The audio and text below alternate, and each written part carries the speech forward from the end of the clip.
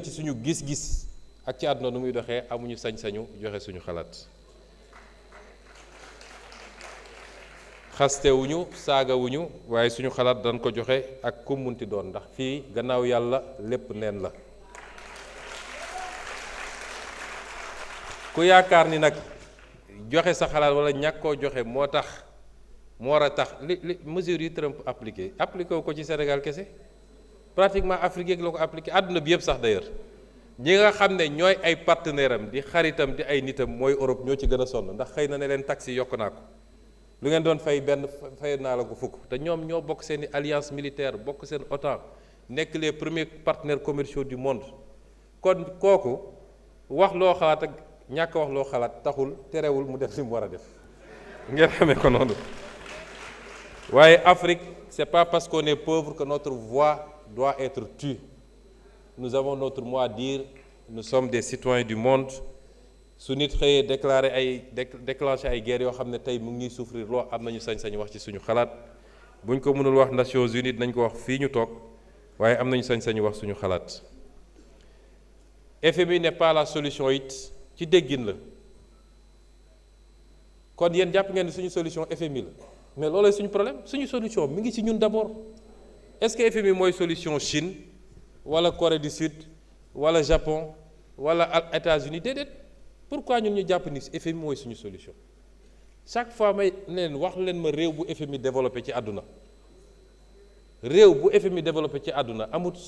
nañu génn ci yooyu nos solutions sont entre nous gis nga cadre boobu ñu tëjoon suñ ci génnul quels que soient les efforts qu'on fera du ñu développer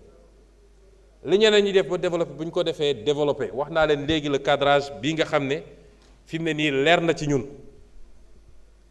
ñetti at yi di ñëw liggéey ci cadrage boobu moo fi des te bëgg cee ànd ak sénégalais yépp mooy lan wax naa ko léegi les taxes les subventions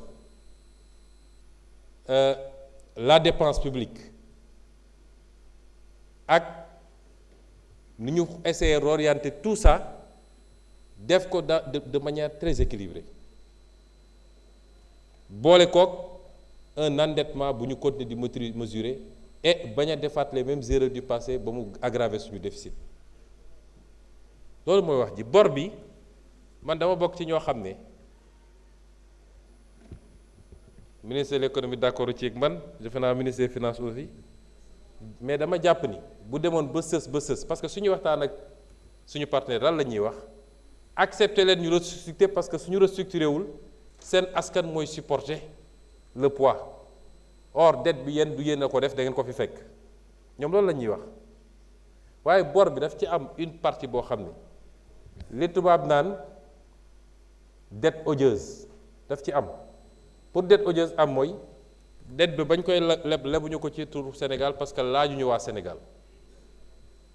mënuñu laaj sénégalais bu ne waaye dañ ne jaaral assemblée nga laaj leen jaarul assemblée laajuñu assemblée ñu ne ñaareel critère mooy lan mooy fan la ñu dugal bor ba gannaaw bu ñu ko lebee ci condition yooyu wax naa fii keroog nii tout le circuit ndax su dee lu jóge ci bitim réew balaa ñu koy valider sax on a voulu tellement encadrer que même Cour suprême dañ ko ne yóbbu leen Cour suprême wax ndax amul problème mu légalité mais suñu Cour suprême bi lu ñëw rek ñu ne conforme à la loi mais balaa nga naan conforme à la loi mooy nga dem jël loi de finances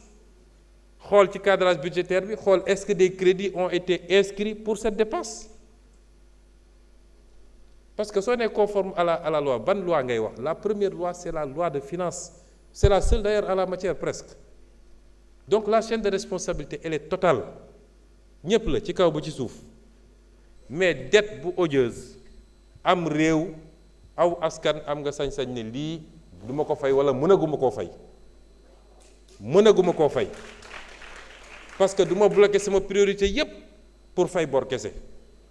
ci bor boo xam ne biñ koy àbb yéeguma ko mais loolu nag day ànd ak chaque jour ma répété ko fii ña def njombe googu ñu woole ne leen lan moo tax ngeen def ko fa mu ànd kon mënuñu bloquer suñu lépp parce que dañu war a fay ab bor mais FMI te wax naa ko fii ñàkk ko woon a xam xamoon na ko xamoon na li xew moom FMI situation nag mooy dem ñu bëgg a wut bouc émissaire keroog benn économiste bu mag a mag nekk beneen organisation bi Banque mondiale daf ñu yónnee benn message ne FMI daf leen bëgg a punir parce que vous avez mis à nu son système, son incompétence et ses complicités. C'est ça le problème. moo tax coûte que coûte mu bëgg ñoo punir parce que nit nekk na situation bu gën a jafe bu Sénégal FMI defal ko programme ñu ne ko ñun programme y compris sans décaissement moo tax ma ne FMI du solution bi ma nga ci ñun d'abord am nañu des ressources naturelles nañ ko teel suñu bopp am nañu capacité mobiliser des financements intérieurs par la fiscalité kenn ku nekk na def li mu war a def ñu jël xaalis boobu yor ko ci yorin bu sell nit ñi bàyyi luubal ak randal ak jël xaalis bi di ko dugal fu mu waru dugg ñu xool les priorités du Sénégal dugal ko foofu loolu mooy la solution loo ci teg nag lu jóge feneen loolu lu ñu ciy yokk rek la bonus lay doon mais tant que ñu ngi toog jàpp ni suñu avenir yëpp mi ngi ci FMI Chine de si ñëwul ak FMI fi mu toll nii dama mës a dem benn voyage en Turquie président Erdogan ne ma man de dama xëy ne FMI ñaata laa lay amal ñu ne ma nangam ma leen tey laay tàqalikook yow dajale li ñu amoon yépp ma fay bor boobu ba léegi jëlatuma dërëm bu jóge ci FMI ñun ci loolu la ñu bëgg a jëm te suñu fekkuloon situation bi ñu fi fekk peut-être dinañ ko régler facilement kon ñun amuñu problème boobu de dire aux Sénégalais que si on croit nous-mêmes def les sacrifices qu'il faut sur une période je crois que dinañu génn ci lii ci anam boo xam ne ce sera le vrai départ depuis 1960 à part la parenthèse 1960-1962. Monsieur le Président de l'Assemblée nationale, Mesdames et Messieurs les députés, je voudrais conclure par dire que ñëw fii mbégte la ci ñun. Ce n'est pas une épreuve, c'est un exercice boo xam ne ça nous permet de rapprocher les différents segments de la gestion publique. L'Assemblée nationale, et je vais y revenir tout à l'heure, qui est un segment extrêmement important.